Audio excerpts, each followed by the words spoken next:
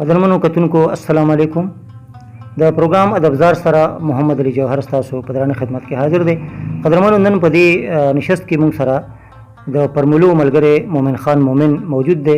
ډېره ښایسته شاعري کوي، چاربیت هم ډېره ښه لیکي، غزل هم ښه لیکي، نظم هم ښه لیکي. د ډېر وخت نه لګیا دی او سپیشلي دی په تعلیم چې کومه حواله ده، چونکې په سکول کې استاد هم دی، نو د تعلیم په حواله باندې ډېر خصوصي نظمونه هم شته. خو دې وخت مومن خان ته دا بلنه ورکوو چې که چېرې دې موږ ته خپل غزل څو شعرونه ووایي سره خیال. مومن خان ډېره مننه جي.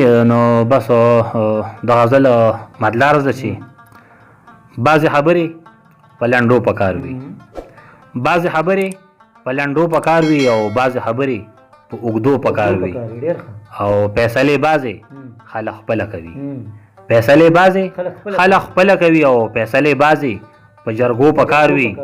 او ښځه د ښځو په خوی ښکلې ښکاري، ښځه د ښځو په خوی ښکلې ښکاري، او سړي له دروند خوی د سړو پکار وي. او مننه جي. او د نوي کل زلمي تا ته وایم، د نوي کل زلمي تا ته وایم، ښکلي کارونه د پښتو پکار وي. او د سپکو ناستې سره سپک شي سړی، د سپکو ناستې سره سپک شي سړی، او محفل کې ناسته د درنو پکار وي. او مومینه ورشه یار ته داسې وایا، مومینه ورشه یار ته داسې وایا، پوره فاصله نه د وعدو پکار وي. ډېر ښه، ډېر اعلی. ښه مومن خان بل راته داسې څو شعرونه وایي؟ جي ووایم جي بلکل. او یو بل مختصر نظم دی، وي چا چې پورې کړل په علم او هنر لاس، چا چې پورې کړل په علم او هنر لاس، نو بس پوله شه چې کړل یې بختور لاس. چا چې پورې کړل په علم او هنر لاس، نو بس پوله شه چې کړل یې بختور لاس. او د کم لاس نه چې پیدا نورو ته رسي، دغه لاس ته په لاسونو کې بهتر لاس. او د هغې سړي نه بل ښه سړی څوک دی، د هغې سړي نه بل ښه سړی څوک دی چې یتیم له د شفقت راښکي په سر لاس. او ښه کوه په خپلو لاسو بد ونه کړي، ښه کوه په خپلو لاسو بد ونه کړي، خیال کوه چې د ککړ نشي په شر لاس.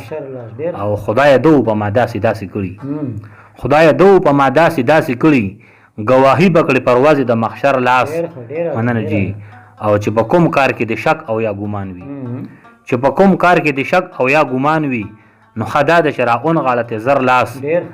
او دې په لویه مجبورۍ کې سوال جایز خو، دې په لویه مجبورۍ کې سوال جایز خو، لاندې لاس نه همیشه غوره د بر لاس. مننه جي.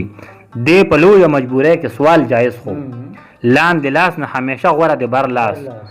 او زه مومن په نوم مومن په خوی مومن یم، زه مومن په نوم مومن په خوی مومن یم، په دوستۍ کې ورکومه برابر لاس. ډېر ښه، ډېر اعلی. دا و قدرمنو پروګرام ادبزار کې مومن خان مومن چې تاسو ډېره ښایسته شاعري واورېده. ستاسو ډېره زیاته مننه او شکریه.